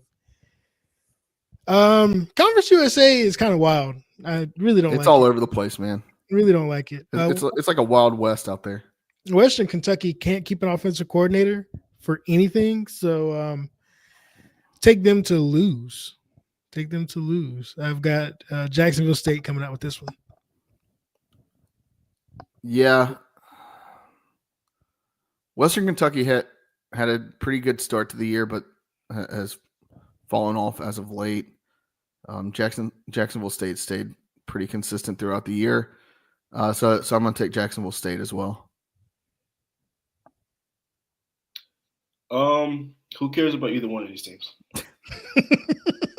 So, Artie, can you tell me what the mascot is for Jacksonville State? I don't know, and I don't care. I truthfully, I literally, I just don't care. You guys pick Jacksonville State. I'm picking the Hilltoppers. I don't care. Red, white, and black. That's all this game is. It's just It's a throwback to the old days when red was the only color teams had. All right. What's next? Oh, Big 12. talk about some burnt red, some burgundy. Ooh. Iowa State, Arizona State. This is going to be the battle of garnet and golds. Is that the official colors? Is it No. garnet? No, I I don't said think it's the burgundy. official color for either one, actually. I'm going Arizona State. Yeah. No. Arizona State wins this game. You guys are very confident about that. Have y'all watched Iowa State football this year? Yes, but I also heard their athletic director make a very good point about how they haven't played any of the top teams in their conference, but so hasn't SMU, and so hasn't Indiana, and therefore they should all be ranked around 16th and not just Iowa State. He wasn't saying Iowa State needed to be ranked higher. He just thought that the other two needed to be ranked lower. And I agree. And I also agree that they should all be ranked even lower than that, based on that thought process. So Arizona State has actually played people and still made it. That's true. Yeah, and Arizona State's been hot. They've been real good down the stretch. They have. No, they absolutely have. I think this game could be one of the best conference championship games of the weekend. I think it's going to be a dogfight. But Arizona State, the reason why I'm picking them is because they got a guy named Cam Scatteraboo, and he's one of the best running backs in the country outside of Genty. That if you haven't seen that white boy run the rock, that boy is good. Already, you got that drip. Scatterboo is that he that guy. So I'm choosing Arizona State. The battle for Ohio versus Miami, a rematch from earlier in the season. This game will be played in Miami, Ohio. You know, if you just add state after Ohio and just left it as Miami, that'd be a really good game. This one, not so much. I'm going to have to go with Ohio on the road.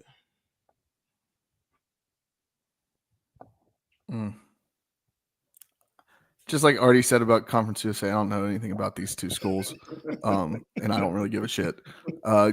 Just because just give me Ohio. I've had a special place in my heart since we beat them in the Beef O'Brady's Bowl. O'Brady's, yeah, back in 2013. The captain. Ohio's going to be going bonkers for this one.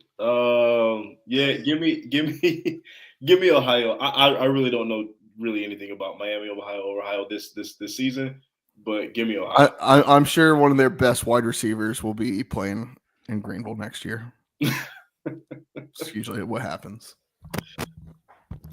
All right.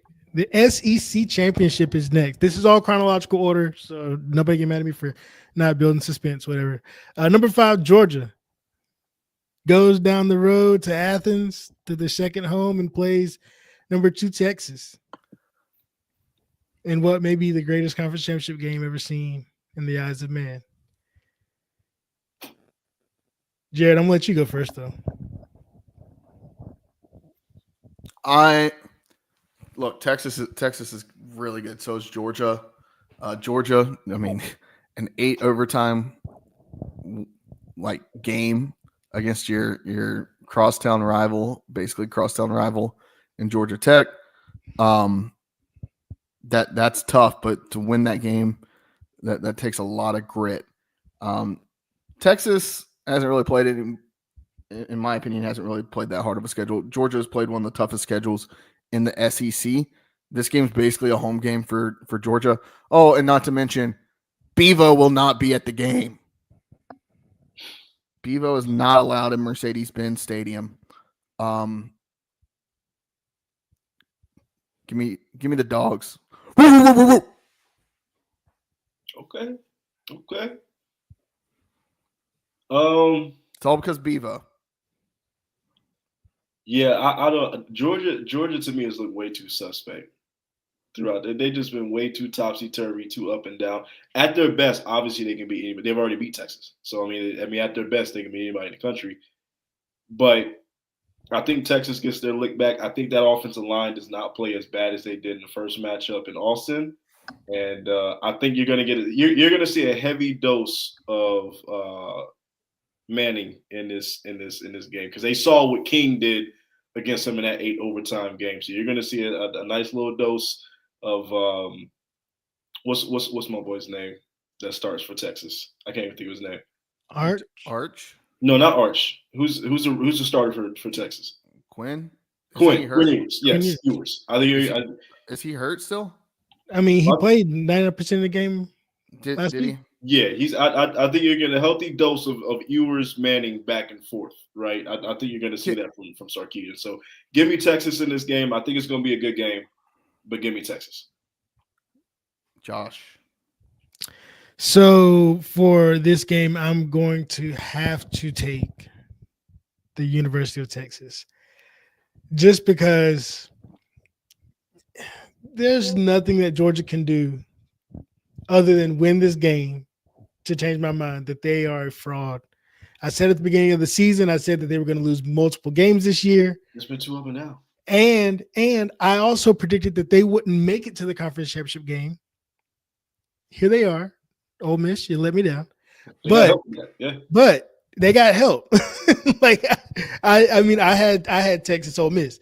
It's Texas and Georgia, but yeah, I don't believe in this Georgia team having all season. So can I just say one thing about that 8 overtime game on Saturday?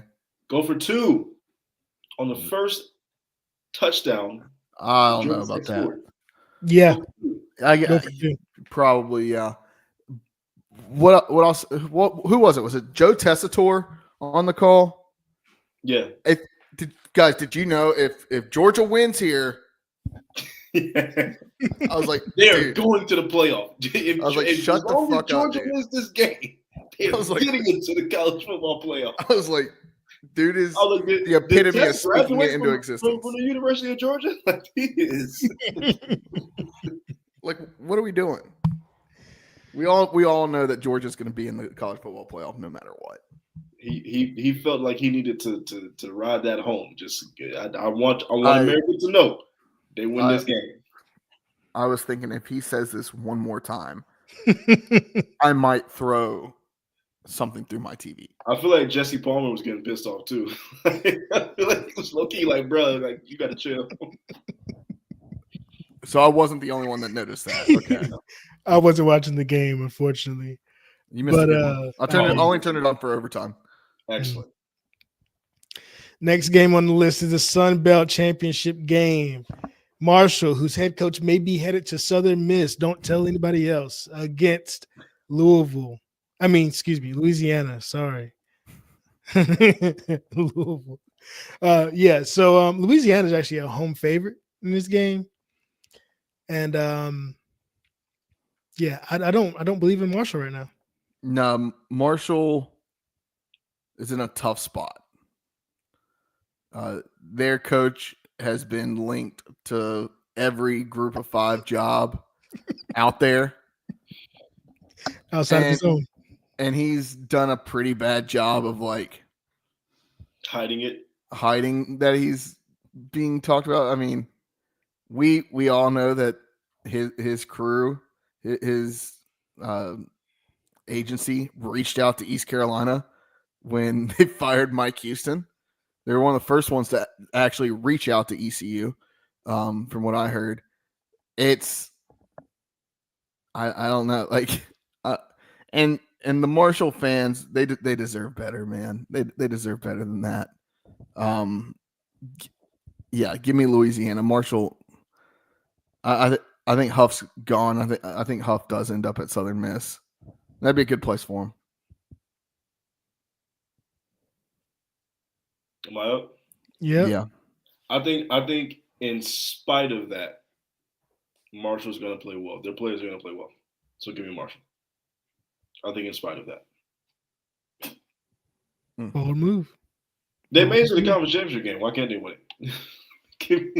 Because the Sun Belt isn't really that good. And also, if you look at the Sun Belt, like I don't have their standings pulled up right in front of me, but when you look at them, they're still the only conference that uses what regions or whatever, and I don't know that they necessarily like really had that tough of a job. Like they beat out Georgia Southern, JMU had a bad year, Old Dominion wasn't that great. Coastal Carolina didn't do well enough. Coastal Carolina, App, and Georgia State. App just fired their coach Sean Clark. Yeah. That Sun Belt East is not that great. Granted, the Sun Belt West, like it should honestly probably be UL. Texas State's also really good, but they're maybe not as good as Marshall. I feel like Texas State has played a tougher schedule this year. So that's my 2 cents. I don't think Marshall wins this game at all. All right. Next up, Penn State versus Oregon in the Big Ten title game. What greatness comes from the Pac-12 Big Ten combination? I'm going Oregon. Oregon's not losing a game the rest of this calendar year. Yeah. I don't see Penn State winning this game. But I'll say this. I do feel like Penn State has overperformed at times, but then they haven't won the big game this year. Yeah, I don't see any way they win this game. Give me Dan Lanning and the Ducks. Yeah. The fact that my boys did what they did last week in Columbus already makes me happy. I could care less who wins this game. I'm happy with Oregon. I'm happy with Penn State. As long as it's not them boys from Columbus, I'm happy. But I would really love James Franklin and the Nittany Lions to get this done. I don't believe in them, though. Just like Ryan Day, I don't think James Franklin won the big one. Not against this Dan Lanning or Oregon team. So give me Oregon. I agree. Oregon is the most complete team right now in the country, and I'm going to bet on them until they prove me wrong. Yeah. I feel like we had a really good conversation post the game on what was that, Saturday? I feel like that was a really good conversation about who's going to be the next head coach at Ohio State. Because I would not be surprised if they start looking for a coach sooner rather than later. I think it depends on their playoff run. Yeah. The playoff run depends on, like, that's Ryan Day's job. Right. And give me give me all the chaos in the Big Ten. I just want it. Sorry, go ahead, Josh. Last game of the weekend. At 8 o'clock on Saturday, same time as that Big Ten. Title game. In Charlotte, North Carolina, Clemson, number 18, is the underdog up the street from the house to the Dallas, Texas representative, number 8, SMU, who only has one loss on the season, but didn't even get to play Syracuse, man. This is a tough one. Who wants to take it first? I don't. I'll go ahead and take it. I'll Go take it. ahead. I'll say this. SMU's had a phenomenal year. SMU's got a really good team, and I feel like even if they lose, they should still win or get into the playoff, right? I don't think Alabama should get in over an SMU. I know that's going to be the decision. Right? If SMU loses this game, it's going to be SMU versus Alabama for that last spot in the playoff. That's just what it's going to be, in my opinion. I don't know why. I just feel like Clemson, they carry that ACC swagger. We've been there, done that. We've won like 1,000 ACC championships in the last 1,000 years. And Dabble's an underdog, and so he's just going to keep telling his team, this little Pony Express from Dallas, they're going to whoop your ass. Like that's what everybody. He doesn't cuss, Artie. I don't think he cusses. Well, they're going to kick your butt. How about that? That's what he's. They're going to kick your butt and they're going to beat you to church on Sunday. Exactly. So I don't know. I just feel like Clemson's going to win this game. I do. I just feel like Clemson's going to go into Charlotte. They're going to win this game, and they're going to create chaos for the committee. Yeah. Look, I mean, SMU for the majority of the year hasn't really had to play anybody. I mean, their lone loss came to BYU early in the season when we all thought BYU was going to be really good. Outside of that, they have a couple ranked wins. They have a win over Pitt when they were ranked. I guess that was the only other win. I thought I saw another one, but I think Clemson. We all thought Clemson was dead in the water to start the season when they got blown out by Georgia first week of the year. I'm gonna take Clemson in this game, just because it's kind of like what you were saying. Already been there, done that. We know what we're going into. I think that the moment might be a little bit too big for SMU, but then again, I would be glad for them to prove me wrong. I want nothing more than SMU to win this game. Yeah. My heart is pulling for SMU on Saturday. My head is telling me it's going to be Clemson. SMU and Clemson. You know, the crazy thing about SMU is that they're the guy that they had as quarterback to start the season isn't even the guy that's still running the show. They moved on from him after week one pretty quick, yeah, and never looked back. This one to me is it's easier than anything else that we've said this show. SMU has arguably not really played anybody, but when they played people, they handled business. Overtime to Duke, should have lost. Okay, didn't. 23-point win over ranked Pitt. Okay. 7-point win over ranked Louisville. Okay. Barn burner against TCU. Put up 66 points. 59 points against Houston Christian. Whatever game Clemson wants to play here, Clemson's going to have to play the best version of it that they've played all season. And unfortunately, they aren't going to. This is another one of those where I said Army's going to steamroll. SMU is bringing the pony, literally, to the stadium. And blowing out Clemson. And it will be a blowout. Clemson will be embarrassed.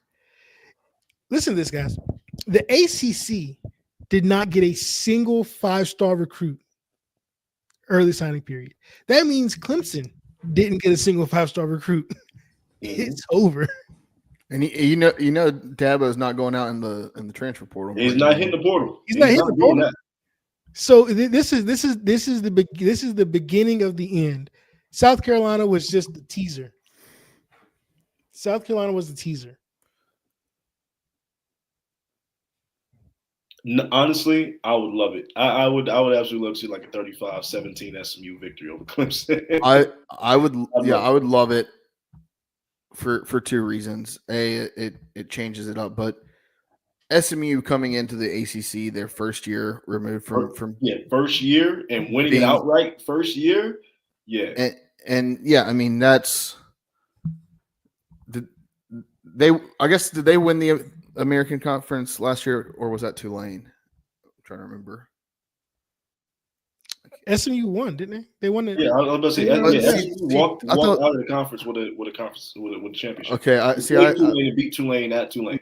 Maybe I was thinking because Tulane had like that crazy long conference winning streak that counted towards it, because they had like a 16-game conference win streak, but maybe that was just at home. I don't know. No, I would love SMU. I would love nothing more than SMU dog walking Clemson. Like I said, my head just tells me. And really, if Clemson loses, they should be nowhere near the college football playoff. If they lose, that's it. They have to win to get in. If they lose, the ACC should be a one bid league. It's going to be a one bid league. It's going to be SMU. But I think if SMU loses, I think they may be in. If Clemson wins, they should be a one big bid league. Miami had a great season and all, but if you're not in the championship game, I'm not even considering Miami win to hang its hat on. There's no win on their schedule. Like, oh yeah, no, they deserve to be in. And several of those wins that they do have, like several of those wins are really sus. The Virginia Tech win. The Virginia Tech win. I believe it was the Pitt win.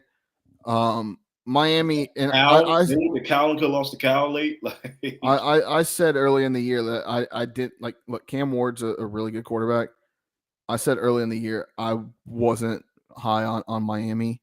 Look, they're a top 25 team. That's no doubt, but they haven't beaten anybody. And when they did play like a decent team, and really not even a decent team, they almost lost to Virginia Tech. That game was really close. They should have lost to Pitt. Was it Pitt? Who was it? That game they lost. They won a game that maybe it was Louisville. They won that game. They should have lost that game too. So yeah, I don't know. We don't know anything. It's going to be a great weekend of football. That's all we know. It is. You can sit in the bottom bowl of the ACC championship game for at least $71 a ticket. Do you see there was tickets for NC State, Texas? Both for 71. They try to fill the seats in the bottom end zone. 71. Wow. Did you see tickets for NC State, Texas basketball were like $1? They're typically, yeah. And PNC, they always go cheap until conference play comes. But you're playing Texas. All right. Also, there's nobody that's good in college basketball right now. Everybody sucks. Well, that's because you have all these ranked teams playing each other in the first 5 games. Everybody sucks. Kansas, Duke, Kentucky, Carolina, they've all played 4 ranked opponents in the first 6 games. If VCU can put together two halves of basketball, they can win a natty this year. Kidding. Sarcasm. All right. That's it, guys. Good episode. I know we're long. We're right at 2 hours, but I feel like this was a good episode. Really enjoyed it. Getting to talk to Johnny Williams, ECU commit signee, about his recruitment and him flipping back and forth between ECU and JMU. Really enjoyed talking to him. Really enjoyed talking transfer portal, talking ECU, football and bowl game potential, and then conference championship games. Maybe we'll throw out a parlay this weekend and throw it up there for the people on socials. If you're still listening to us, which there's quite a few of you on here, we appreciate you. Make sure you subscribe to our YouTube channel at Boneyard Podcast. That way you get notified every time we go live every week. And then also make sure you follow us on social media at Boneyard Podcast or at the Boneyard Podcast, depending on the platform. And then leave us a 5-star review on Apple, Spotify, YouTube, or wherever. Leave us a 5-star review, and you'll be a friend of the podcast for life. Artie, if they don't do that, if they leave us anything less than 5 stars, tell them what they can do.